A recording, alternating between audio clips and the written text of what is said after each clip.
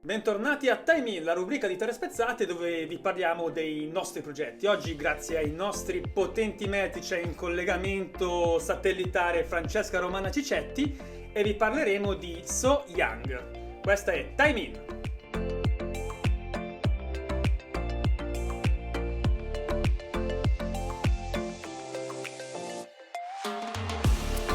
Bentrovati. Chiara, ciao. Ciao Al. Francesca, da lontano ti offrirei una caramella che abbiamo qua, purtroppo sei lontana e non posso. Come ti avessi accettato, Al, guarda. Tu sei qua per parlarci di So Young, però non è la tua prima esperienza, tu hai già realizzato come prima autrice alcuni eventi con Terre Spezzate, penso a Salt, penso a Piccole Pietre Preziose, eventi molto emotivi che sono stati molto coinvolgenti e grazie ai quali ti sei fatto un po' la nomea di quella che fa piangere le persone. Perché invece semplicemente tu non prendi un bastone e rompi le rotule alle persone anziché farle soffrire così tanto con questo coinvolgimento emotivo? Grazie del suggerimento. Nel prossimo evento probabilmente la chiave stilistica saranno le clave. Ti citeremo nel design document. Tanto di ringraziamenti. Bene, sono contento di aver contribuito anch'io a So Young. Al design, esatto. Comunque io a Salt di randellate ne ho prese parecchie, ecco, non è per dire. Non si dice, Chiara. Parliamo invece un po' più nello specifico di So Young. Che evento deve aspettarsi? Chi verrà a giocarlo? So Young prende ispirazione da un romanzo di Kazuo Ishiguro, Non lasciarmi, che poi è diventato anche un bellissimo film. Di che cosa parla So Young? So Young mette in scena la vita in una scuola di elite che racchiude tutte le menti più brillanti dell'Inghilterra degli anni 90, la Davidson University. Solo che in questo mondo, in questa Inghilterra in cui è ambientato il nostro evento, i giovani non sono come tutti gli altri giovani e l'università non serve a quello che serve l'università nella vita reale. L'Inghilterra è divisa in due classi, due caste, i donatori e i dotati. I dotati vanno avanti nella loro vita, diventano la classe dirigente, hanno famiglia, figli, ruoli di potere, lavori, eccetera, eccetera, mentre i donatori, arrivati, diciamo, alla fine dell'università, scoprono che il loro destino è quello di diventare donatori di organi e tessuti per far sopravvivere e prosperare tutto il resto della popolazione. Quindi che stile di gioco deve aspettarsi un giocatore? Sarà una roba più action, più intimista? Quanto pesante, quanto leggera? Nella nostra idea, il centro del gioco è proprio sul dualismo stridente tra la normalità scolastica e il fatto che poi effettivamente fuori ci sia un contesto di morte e di dolore, ecco.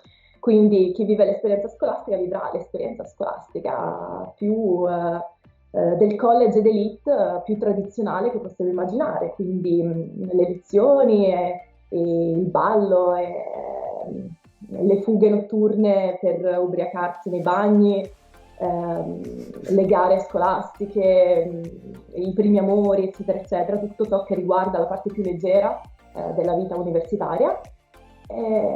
Contrapposta poi invece al fatto che dopo la laurea metà di queste persone, comunque un gruppo di queste persone, finirà per diventare un donatore di organi e sostanzialmente col tempo poi morire e dare la sua vita per l'Inghilterra. Capito, sono argomenti... Io non avevo questa pressione quando facevo le versioni. Rimpiangi la clava adesso. La clava era meglio. So Young ha già fatto Sold Out. In mezz'ora ha fatto Sold Out. È stato un successo oltre ogni aspettativa e ti faccio i miei complimenti. Grazie. Per quanti giocatori è stato scritto? Allora, è un evento per 50 giocatori divisi tra studenti, la maggior parte sono studenti, e un piccolo numero di professori della Davidson University. I professori devono aspettarsi un gioco diverso, immagino. Loro non sono a rischio eliminazione. Sì, Ok? Nessuno sicuro. Guarda, effettivamente Chiara ha ragione, non siamo sicuri, però in linea di massima l'esperienza di gioco è molto diversa, perché se da un lato gli studenti giocano per scoprire il loro destino, per decidere il loro destino, per avere un'influenza su quello che sarà della loro vita, nella maggior parte dei casi, anzi in tutti i casi, i professori sanno già se sono dei donatori o se sono dei dotati. Il loro gioco sarà più centrato sull'essere mentore e soprattutto sull'influenzare in una certa misura il destino dei ragazzi che sono stati affidati a loro.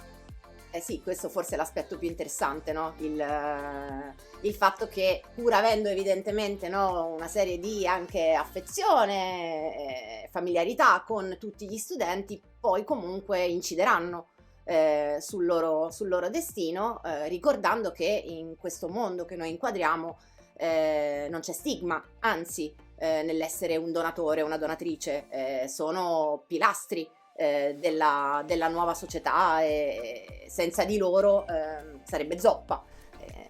Però le implicazioni dell'essere donatori sono poi tristi, ovviamente, e quindi questo è uno degli aspetti dell'essere insegnanti, cioè soffrono anche loro, questo anzi, in una certa misura forse soffrono anche di più, perché esatto. un conto è andare incontro al proprio destino dicendo va, non ce l'ho fatta, e un conto invece impegnarsi e avere la responsabilità del destino di qualcun altro. E poi vorrei dire anche che soffrono perché devono preparare le lezioni. Certo. Una domanda in più sui professori, visto che ne stiamo parlando. Mm-hmm. Come avete deciso di gestire la differenza di età tra i giocatori e il loro personaggio? Perché mi aspetto che i personaggi degli insegnanti debbano essere più anziani degli studenti. Abbiamo deciso di non porre l'accento sulla verosimiglianza fisica, quindi non ci sarà bisogno di alcun tipo di corrispondenza fra l'età reale del giocatore o della giocatrice e quella del personaggio che andrà a interpretare. In linea generale tutti gli studenti sono giovani, nel senso che devono ancora essere sviluppati, e tutti gli insegnanti, il personale scolastico è adulto, nel senso che ha già scoperto qual è la sua collocazione nella vita. Questa è l'unica linea di demarcazione che ci diamo, adulti e giovani. Se posso, correggimi se sbaglio Francesca, è in parte è una meccanica, cioè chiunque è libero di giocare lo studente o il professore indipendentemente dal proprio aspetto, ed è anche una scelta filosofica se vogliamo.